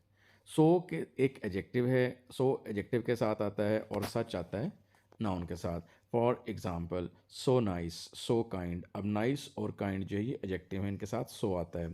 सच पीपल, सच क्वेश्चंस, क्वेश्चंस और पीपल ये नाउन है इसलिए इनके साथ सच आता है। Very first degree of adjective के साथ आता है, जैसे गुड, बेटर, बेस्ट। गुड पहली डिग्री, बेटर सेकंड डिग्री और बेस्ट थर्ड डिग्री। तो आपने अगर कहना हो बहुत अच्छा तो आप कहेंगे वेरी गुड। तो आपने देखा कि गुड पहली डिग्री है, इसके साथ आपने वेरी यूज़ किया। और अगर आप कहेंगे अब तबीयत कैसी है, आप कहेंगे पहले से बेहतर है। अब बेहतर, बेटर, ये सेकंड डिग्री है, तो आप कहेंगे मच बेटर। तो सेकंड डिग्री के साथ मच यूज़ होगा। इसी तरीके से व्हेन एक्सप्रेसिंग फीलिंग्स वी से वेरी, जब आपने ये बताना है कि फीलिंग्स जिस्मानी या जहनी हालत जब भी आपने बतानी है तो आपने वेरी कहना है। फॉर एग्जांपल अगर आप कहते हैं जिस्मानी तौर पे मैं बहुत थका हुआ हूँ, तो आप कहेंगे आई एम वेरी टायर्ड। आप ये नहीं कहेंगे मच टायर्ड। अगर आप कहते हैं मैं बहुत परेशान हूँ, I am very confused, very dilated, very surprised. तो जितनी भी मेंटल और फिजिकल स्टेट्स होंगी उनके साथ आप वेरी यूज़ करते हैं। For example very surprised. But passive voice में आप मच यूज़ करेंगे, जैसे आप कहते हैं कि he is much appreciated by everyone. तो बाय एवरीवन ये पैसिव वॉइस की अलामत है, इसलिए यहाँ पर मच आया। अब आप यहाँ पर ये नहीं कहेंगे he is very appreciated by everyone, वो रॉन्ग हो जाएगा। कॉम्बिनेशन में थर्ड पॉइंट है एज और ऑल दो या दो। हमेशा इनके साथ एक क्लॉज यूज़ होती है। क्लॉज एक मुकम्मल जुमले को कहते हैं। फॉर एग्जाम्पल ऑल दो he is poor, he subject है, इज़ पुअर इसका प्रेडिकेट है या वर्ब है। तो ऐसे आप ये नहीं कह सकते ऑल दो poor he is honest. All दो के बाद पूरा जुमला होता है ऑल दो ही इज़ पुअर। जबकि like, despite, in spite of, इनके बाद पूरा जुमला नहीं आता। For example in spite, despite he had worked hard he failed, ये रॉन्ग हो जाएगा क्योंकि डिस्पाइट के बाद ही वर्कड हार्ड ये क्लॉज है, डिस्पाइट के बाद क्लॉज नहीं आती। आप क्या कहेंगे ऑल दो ही वर्कड हार्ड, ऐसे। तो हम ये कह रहे हैं ऑल दो, एज और दो के साथ क्लॉज आती है, जबकि लाइक, डिस्पाइट और इन स्पाइट ऑफ के बाद फ्रेज आती है। अब देखें मच टू का मतलब भी बहुत ज़्यादा और टू मच का मतलब भी बहुत ज़्यादा। अब मच टू हॉट एडजेक्टिव हो तो इससे पहले मच टू आएगा, और एडवर्ब हो उससे पहले भी मच टू आएगा।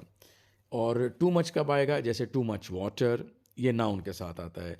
तो too much water spoils the plants for example. Too much के बाद नाउन आता है। तो ये पॉजिटिव और नेगेटिव वाला हमेशा सही साबित नहीं होगा कि आप कहते हैं कि टू मच नेगेटिव और मच टू पॉजिटिव। हमेशा ये रूल साबित होगा कि टू मच जो है ये एडजेक्टिव के साथ, फॉर टू मच नाउन के साथ और मच टू एडजेक्टिव के साथ। नेक्स्ट आपके पास है use of that and which. आमतौर पर हम कहते हैं हु इंसानों के लिए, विच बेजान के लिए और दैट नॉन लिविंग थिंग्स के लिए। The boy who met you, the cow which you bought और the book that you studied. लेकिन अब ये डिफरेंस ख़त्म हो चुका है। विच और दैट आपस में एक दूसरे की जगह इस्तेमाल हो सकते हैं, लेकिन कुछ सूरतें ऐसी हैं जहाँ पर सिर्फ दैट इस्तेमाल होगा, विच नहीं होगा। कुछ ऐसी होंगी जहाँ पर सिर्फ विच होगा, दैट इस्तेमाल नहीं होगा। प्रेपोजिशन और comma is followed by which, यानी कॉमा से पहले विच यूज़ हो सकता है, दैट यूज़ नहीं हो सकता। Number one. Number two, preposition से पहले प्रेपोजिशन के साथ, जैसे विद एक प्रेपोजिशन है तो आप विद विच कहेंगे, दैट विच नहीं कहेंगे। ठीक है। अब एग्जांपल देखें, the book comma which you see on the table comma cost me 10 rupees. तो अब आप ये कॉमा से कॉमा नॉन एसेंशियल पार्ट होता है, यानी which you see on the table निकाल भी दें तो बचता है sentence the book cost me 10 rupees. तो अब ये कॉमा के साथ अगर विच लगा है तो ये नॉन एसेंशियल पार्ट है। यानी बताना ये चाह रहा हूँ यहाँ पर द बुक कॉमा विच की जगह पर यहाँ दैट नहीं आ सकता, क्योंकि दैट एसेंशियल क्लॉज का मार्कर होता है। ऐसे कोई एग्जांपल देखें, this is the company with a preposition आ गया। तो मैंने दो तो रूल बताए हैं। नंबर वन पहले एग्जांपल में कि कॉमा के साथ विच आता है, दैट नहीं आता। और दूसरा रूल ये बता रहा हूँ कि विद एक प्रेपोजिशन है और प्रेपोजिशन के साथ विच आ सकता है, जैसे this is the company with which I am associated. अब दैट विच आप यूज़ नहीं कर सकते। सुपरलेटिव डिग्री और इनडेफिनेट प्रोनाउंस। इनडेफिनेट प्रोनाउन किसे कहते हैं, ऑल। जैसे आप कहते हैं all that glitters is not gold. अब आप ऑल विच ग्लिटर्स नहीं कह सकते। इसी तरीके से सुपरलेटिव डिग्री के साथ भी आप दैट यूज़ करते हैं। एग्जांपल देखें, take anything that you like. अब एनी थिंग जो है इनडेफिनेट प्रोनाउन है, यानी किसी ख़ास चीज़ की तरफ इशारा नहीं करता, इसलिए इसको इनडेफिनेट प्रोनाउन कहते हैं। अब आप ये कहेंगे take anything that you like, आप ये नहीं कह सकते take anything which you like. He is the best person. अब ये आपने देखा कि गुड, बेटर, बेस्ट, बेस्ट जो है ये सुपरलेटिव डिग्री ऑफ एडजेक्टिव है, तो इसके बाद आप दैट को प्रीफर करेंगे हु और विच पर। He is the best person that I have ever met. Exception देखेंगे, following are not adverbs but adjective. मिसाल के तौर पे, he behaved in a cowardly manner, he behaved in a cowardly manner, ये ठीक है, क्रॉस वैसे लगा हुआ है। हाँ, he behaved in a cowardly manner. अब आपने देखा कि कावर्डली जो है ये आप इसको एक क्या समझेंगे, ये एक एडजेक्टिव है। He behaved in a cowardly manner, cowardly एक एडजेक्टिव है और इसके बाद वर्ड नाउन का आना ज़रूरी है। मतलब आप ये नहीं कह सकते ही बिहेव्ड कावर्डली, ये रॉन्ग हो जाएगा। मैं दोबारा बताता हूँ, ही behaved in a cowardly manner, जो मैंने क्रॉस एक्स लगाया हुआ है ये गलत नहीं है, ये बिल्कुल ठीक है। He behaved in a cowardly manner. हाँ, रॉन्ग क्या होता, ही बिहेव्ड कावर्डली, ये रॉन्ग हो जाता। तो अब ये कावर्डली एडजेक्टिव है, एडवर्ब नहीं है। ये बताने का फ़ायदा क्या है यहाँ पर, ये बताने का फ़ायदा है कि ये इस पर सेंटेंस, कावर्डली पे सेंटेंस एंड नहीं होगा, इसके बाद कोई वर्ड होना चाहिए। सिर्फ कावर्डली नहीं, माइजरली भी ऐसा वर्ड है जिस पर सेंटेंस एंड नहीं होगा। For example, he behaved miserly wrong हो जाएगा, he behaved in a miserly manner होगा। कावर्डली की एग्जाम्पल दे दी, फादरली शफकत के साथ। He treated me fatherly wrong हो जाएगा, he treated me in a fatherly manner correct हो जाएगा। ऐसे ही मदरली है, he she treated me motherly wrong हो जाएगा, she treated me in a motherly manner correct होगा। तो इस तरह से आपको ये मैंने बता दिया कि, दोबारा बता दूं, he behaved in a cowardly manner ठीक है, रॉन्ग नहीं है। He behaved in a cowardly manner ठीक है, और ही बिहेव्ड कावर्डली ये रॉन्ग होगा। आगे देखें जी आप, he secretly visits his house every night. He visits, he secretly visits his house every night। Adverb की तरतीब में एडवर्ब ऑफ मैनर पहले आएगा, प्लेस उसके बाद में आएगा और टाइम उसके बाद में आएगा। MPT, मैनर, प्लेस और time. He visits his house secretly every night, ये ऐसे भी आ सकता है। ये इसकी एग्जाम्पल हुई। ठीक है जी, MPT, मैनर, प्लेस और टाइम। ऐसे ही D से ड्यूरेशन, F से फ्रीक्वेंसी और T से टाइम, DFT हो गया, ड्यूरेशन, फ्रीक्वेंसी और टाइम। एग्जांपल देखें, ही वॉक्स, कैसे, कितना, कब। ही वॉक्स 5 मिनट्स, हाउ लॉन्ग, 5 मिनट्स, ये ड्यूरेशन हो गया। अच्छा, हाउ फ्रीक्वेंटली, एवरी डे, ये फ्रीक्वेंसी हो गया। व्हेन, आफ्टर डिनर, ये टाइम हो गया। तो ये DFT का फार्मूला हो गया। ये ऐसे नहीं हो सकता, he walks every day 5 minutes after dinner, ये तरतीब आगे पीछे नहीं हो सकती। DFT का फार्मूला होगा ड्यूरेशन और फ्रीक्वेंसी और टाइम। नेक्स्ट फार्मूला आपके पास है MPF, मैनर, प्लेस और फ्रीक्वेंसी और फिर टाइम और फिर पर्पस। ये फार्मूला ज़रा लंबा हो गया, मैं इसको ऐसे कहता हूँ, MPTP कर लें और दरमियान में फ्रीक्वेंसी कर लें। M stands for manner, how का जवाब देने वाला वर्ड एडवर्ब ऑफ मैनर होता है, वेयर का आंसर देने वाला वर्ड एडवर्ब ऑफ प्लेस होता है, और F का आंसर करने वाला फ्रीक्वेंसी होगा, यानी कि हाउ ऑफन, हाउ फ्रीक्वेंटली, और वैन का आंसर देने वाला टाइम होगा, और वाई का आंसर देने वाला पर्पस होगा। For example, Tom has to run, Tom has to run, how, किस अंदाज से, क्विकली, ये मैनर हो गया। Tom has to run quickly where, down the street. Tom has to run quickly down the street, how often, how frequently, every morning, ये adverb of frequency हो गया। Tom has to run quickly down the स्ट्रीट एवरी मॉर्निंग, when, after breakfast, why, in order to catch a bus, ये इसका purpose हो गया। तो ये आपके पास फार्मूला है। अगर एक से ज़्यादा एडवर्ब आ जाएं तो सबसे पहले एडवर्ब ऑफ मैनर, फिर एडवर्ब ऑफ प्लेस, फिर एडवर्ब ऑफ फ्रीक्वेंसी, फिर एडवर्ब ऑफ टाइम और फिर एडवर्ब ऑफ पर्पस आएगा। इसके बाद आपके पास है टू और वेरी का डिफरेंस। It was too small a table, it was a too small table wrong हो जाएगा, it was too small a table ये ठीक हो जाएगा, या it was a very small table ये भी ठीक होगा। You still have a chance, still जो है ये पॉजिटिव सेंटेंस में आएगा और येट नेगेटिव में आएगा। देखें स्टिल पॉजिटिव में सेंस में आएगा, येट नेगेटिव में कैसे? I have not seen it yet. Adjective, two colours are never separated by comma, जैसे रेड एंड वाइट ड्रेस, अब एंड से पहले कॉमा नहीं आएगा।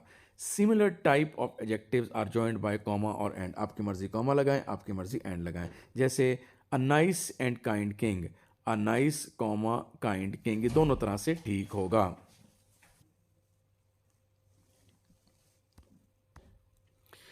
डिफरेंट टाइप्स ऑफ एडजेक्टिव्स, यानी डिफरेंट से मुराद क्या है? कोई कलर को शो करे, कोई साइज़ को शो करे, और कोई उसकी टाइप को शो करे, तो इसको कहते हैं different types. Different types of adjectives are not joined by punctuation या कंजंक्शन। जैसे अ ब्राउन वुडन टेबल, अब टेबल क्या है? एजेक्ट नाउन है, नाउन के मीनिंग में ऐड करने वाला वर्ड क्या हुआ? एजेक्टिव। तो अब आपके पास दो एजेक्टिव्स हुए, एक ब्राउन और एक वुडन। ब्राउन जो है ये कलर को शो करता है और वुडन जो है मटेरियल को शो करता है, तो इसे हम कहते हैं डिफरेंट टाइप्स ऑफ एजेक्टिव। अगर एक नाउन से पहले डिफरेंट टाइप्स ऑफ एजेक्टिव्स आ जाएं तो इनके दरमियान में ना कॉमा लगाते हैं ना ही एंड लगाते हैं। अ ब्राउन वुडन टेबल, यानी आप यूँ नहीं कह सकते अ ब्राउन कॉमा वुडन टेबल, और ना ही आप ऐसे कह सकते हैं अ ब्राउन एंड वुडन टेबल, इस तरह से ये रॉन्ग होगा। फोर्थ पॉइंट है प्रेडिकेटिव एडजेक्टिव, यानी ऐसे एडजेक्टिव्स जिनके बाद नाउन ना आ सके। आमतौर पर जैसे आप कहते हैं ना कि good boy, good question, good student, तो गुड के बाद बॉय, स्टूडेंट, क्वेश्चन, ये नाउन्स आ रहे हैं। ऐसे एडजेक्टिव जिनके बाद नाउन ना आए उनको आप कहते हैं प्रेडिकेटिव एडजेक्टिव। उनको क्या कहते हैं ये बात याद रखना ज़रूरी नहीं है, बल्कि सिर्फ ये बात याद रखना ज़रूरी है कि वो कौन से अल्फाज हैं जिनके बाद नाउन नहीं आते। Afraid, I am afraid, I am afraid कहते हैं, अफ्रेड चाइल्ड नहीं कहेंगे। Aghast, my neighbouring friend is breathing is last, oh God aghast, इसके बाद नाउन नहीं आएगा। अलोन, अलोन चाइल्ड नहीं आएगा, the child was alone. Asleep, he fell asleep, asleep child नहीं आएगा।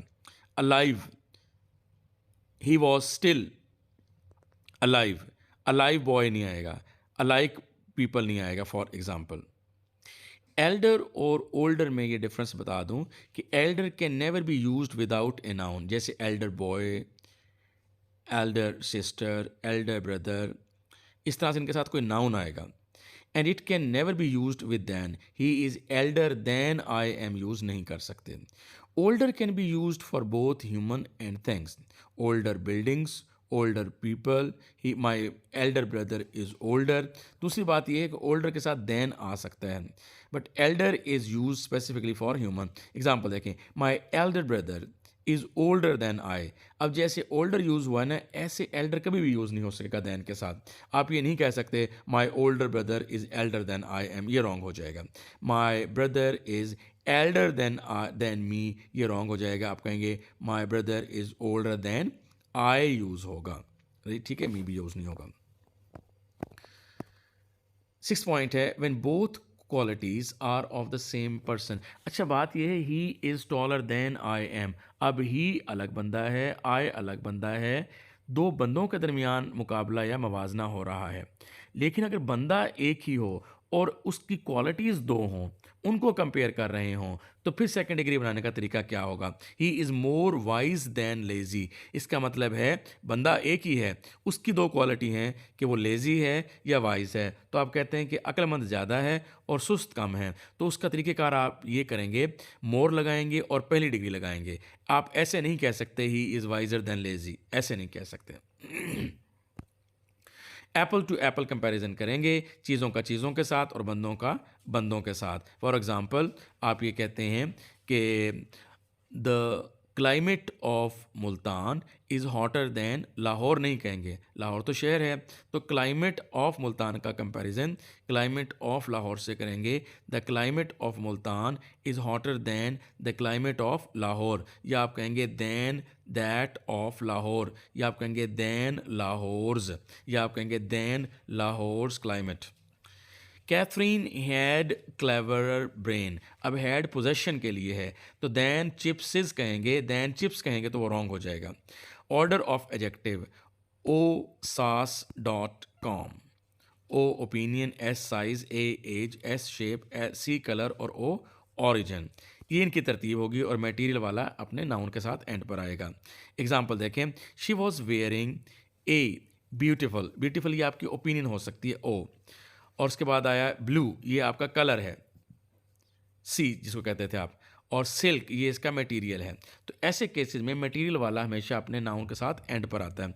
आप इस सेंटेंस को यूँ नहीं कह सकते she was wearing A blue beautiful silk scarf, यानी जो आपके पास एडजेक्टिव है ना, इसमें एक है ब्यूटीफुल, दूसरा है ब्लू, तीसरा है सिल्क। ब्यूटीफुल ओपिनियन है, ब्लू कलर है और सिल्क मटेरियल है। आप इनकी तरतीब को आगे पीछे नहीं कर सकते। ये ओ सास कॉम का जो फार्मूला है, O SAS, O S A S C O M, इसके मुताबिक आप यूज़ करेंगे। 9th पॉइंट है, we use the with superlative adjective not superlative adverb. हाँ, याद रखने की बात यह है कि सुपरलेटिव डिग्री ऑफ एडजेक्टिव भी होती हैं और बिल्कुल वैसे ही सुपरलेटिव डिग्री ऑफ एडवर्ब्स भी होती हैं। तो आर्टिकल द एडवर्ब के साथ नहीं लगेगा। एग्जांपल देखें, द बेस्ट स्टूडेंट। अब हमें कैसे पता लगेगा कि अब ये सुपरलेटिव डिग्री ऑफ एडजेक्टिव है और इसके साथ आर्टिकल द लगा दें, और अब ये सुपरलेटिव डिग्री ऑफ एडवर्ब है, आर्टिकल द ना लगाएं? तो सिंपल फार्मूला है, एडजेक्टिव गोज विद नाउन। जैसे स्टूडेंट नाउन है, तो अगर नाउन के साथ बेस्ट, गुड, बेटर, बेस्ट, ये सुपरलेटिव डिग्री है। पता नहीं एडजेक्टिव की है कि एडवर्ब की, ये हमें नहीं पता। हमें कैसे पता लगेगा? A man is known by the company he keeps, the world is known by the company it keeps. तो अगर ये स्टूडेंट की नाउन किस कंपनी में है बेस्ट, तो ये सुपरलेटिव डिग्री ऑफ एडजेक्टिव है, तो आर्टिकल दा लगा दिया। इट राइट्स, राइट्स वर्ब है, अगर वर्ब की कंपनी में सुपरलेटिव डिग्री है तो फिर ये सुपरलेटिव डिग्री ऑफ एडवर्ब होगा और उसके साथ आर्टिकल दा नहीं लगाएंगे। यानी आप ये नहीं कह सकते it rights the best this way, ये रॉन्ग हो जाएगा। prepositions, very important short listing of preposition। means of travel, सफ़र करने के लिए जो ज़रा इस्तेमाल करते हैं, बस, तो आप कहेंगे ऑन बस, बस पर सवार हो जाइए। Gate on a bus, get on a plane, get on a train. On foot, he came to see me on foot. Get in a taxi, on plane. Get on the horse back, for example जिस तरह से बात कहते हैं on bicycle, on foot, on horse back, on train. Go by plane, आप fly by plane नहीं कहेंगे, ठीक है। She came off her bicycle, आप ये नहीं कहेंगे वो अपनी बाइसिकल से उतरी। ही शी केम ऑफ आ गया तो फिर फ्रॉम नहीं आएगा, डबल प्रेपोजिशन रॉन्ग होता है। Use of preposition with made, made के साथ मुख्तलिफ preposition, made of. If material is use recognizable, we use made of. यानी आपने कोई चीज़ मटीरियल इस्तेमाल किया है, जैसे चेयर बनाने के लिए आपने लकड़ी को इस्तेमाल किया, तो एंड प्रोडक्ट क्या हुई? चेयर। अब चेयर में से जो मटेरियल था वुड, वो अभी भी अपनी फिजिकल कैरेक्टरिस्टिक्स रिटेन किए हुए रिकग्नाइजेबल है, तो आप कहेंगे chair is made of would and steel. अगर आप योगर्ट बनाते हैं मिल्क से, एंड प्रोडक्ट क्या है? योगर्ट, दही। अब योगर्ट में से इसका मटेरियल जो मिल्क जिससे बनी थी वो रिकग्नाइजेबल नहीं है, उसकी फिजिकल कैरेक्टरिस्टिक्स रिटेन्ड नहीं है, तो आप मेड फ्रॉम कहेंगे। When material is not recognisable, for example plastic is made from oil, for example paper is made from would. अब पेपर में से वुड को आप नहीं निकाल के दिखा सकते कि ये वुड है। मेड आउट ऑफ, ये रिकन्स्ट्रक्शन करते हैं। जैसे पुराना टेडी बियर अगर है, teddy bear is made out of old dressing gown, for example made out of some, to make something out of something. अच्छा, मेड विद, अज्जा के साथ बनाना, the dish is made with meat. Origin, for example the toy is made in China, made in Pakistan. Familiar with a thing होता है और familiar to a person होता है। जैसे I am familiar with the facts, facts क्या हैं? चीज़ें हैं। और you are familiar to me, I am familiar to you, ये बंदे हैं इसलिए टू आया। प्रेपोजिशन सवियर, कसम उठाना। सवियर टू का मतलब है टू से वेरी स्ट्रांगली और टू एम्फेसाइज, जोर देना। जैसे I never touched wine, I swear to God, ये कसम उठा दिया आपने। अच्छा, स्वेयर बाय का मतलब है समबॉडी और something, to show confidence in how good और effective something is, I swear by God that I will tell the truth. He swears by vitamin pills, for example vitamin C pills. Swear at का मतलब होता है गुस्सा होना, offensive language में। Why did you let him swear at you, तुमने उसे गालियाँ देना क्यों इजाज़त दी कि वो तुम पे गुस्सा करे। Swear on, to make a public official promise, जैसे कोई सदर इलेक्ट होता है, प्राइम मिनिस्टर या वज़ीर मुंतखब होते हैं, तो वो हलफ उठाते हैं, हलफ उठाने को आप कहते हैं swear on. Witness have to swear on the Bible या swear on the holy Quran.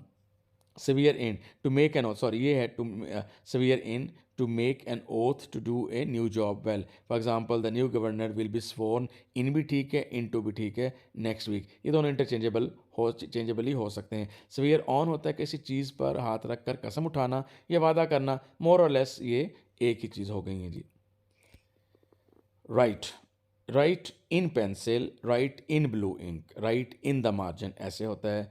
He wrote with the pencil, article the लग गया तो फिर विद आएगा प्रेपोजिशन। बेड का बेसिक पर्पस क्या होता है जी? सोना, तो फिर आप क्या कहेंगे? In the bed, he slept in the bed. और अगर आप बेड का सेकेंडरी पर्पस क्या है, आप उस पर बैठ जाएं, कोई चीज़ खेलना शुरू कर दें, कार्ड्स वगैरह, तो फिर सिट या प्ले करने के लिए यूज़ होंगे उस पर बैठ के, तो आप कहेंगे on the bed, they were sitting on the bed, they were playing on the bed for example.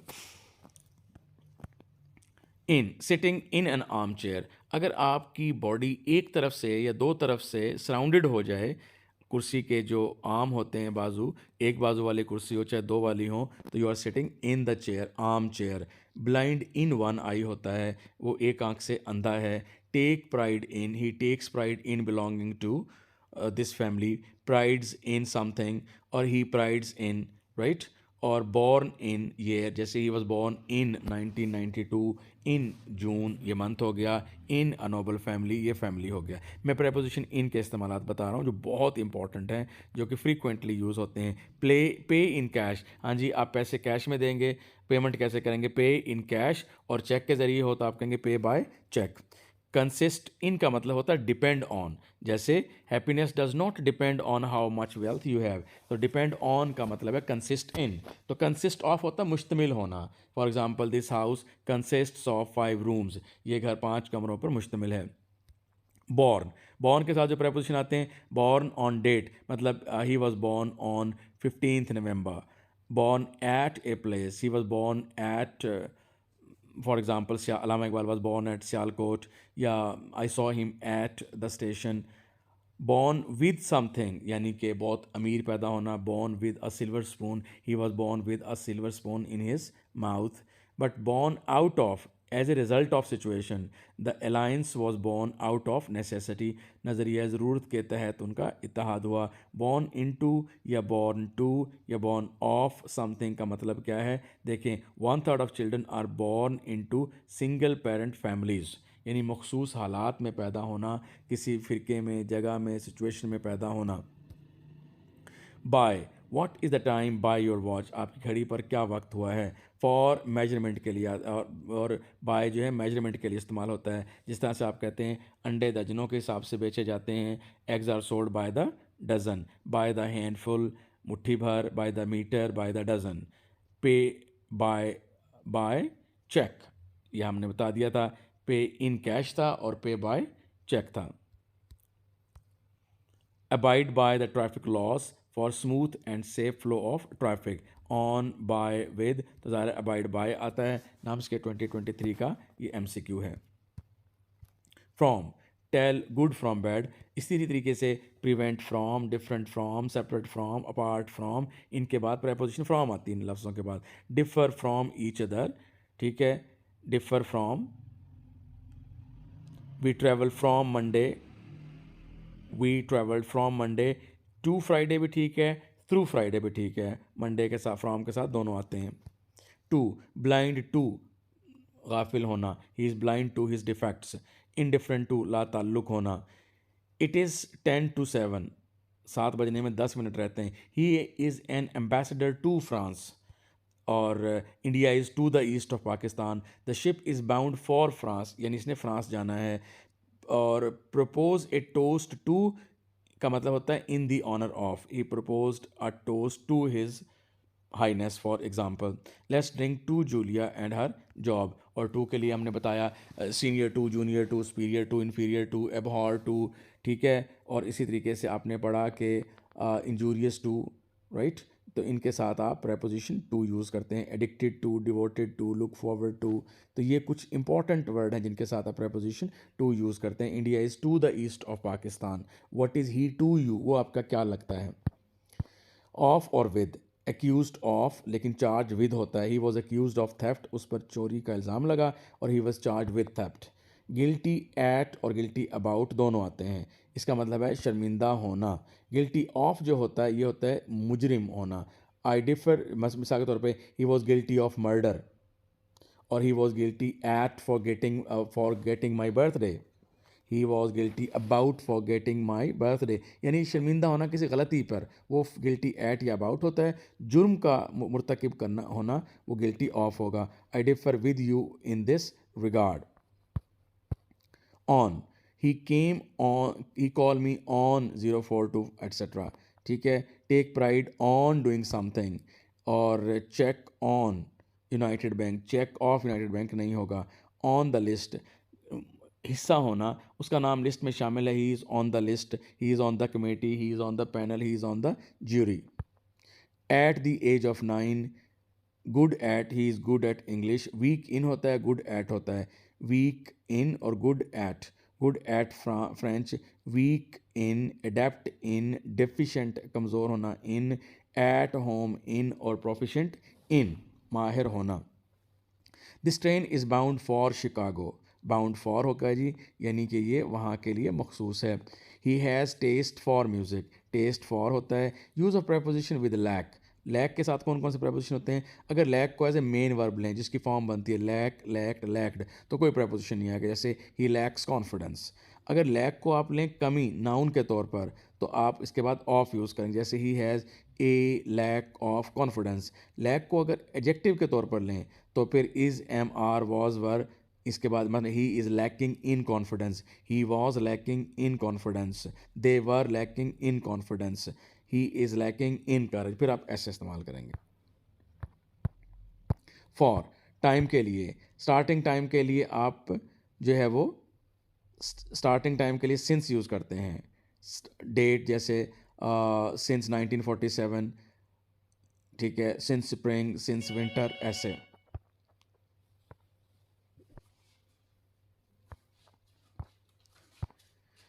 इनके साथ सिंस यूज़ करेंगे और जो टोटल टाइम होगा उसके लिए आप फॉर यूज़ करेंगे। एक्सेप्शन देखें, फॉर ए लॉन्ग टाइम और सिंस लॉन्ग यूज़ होगा।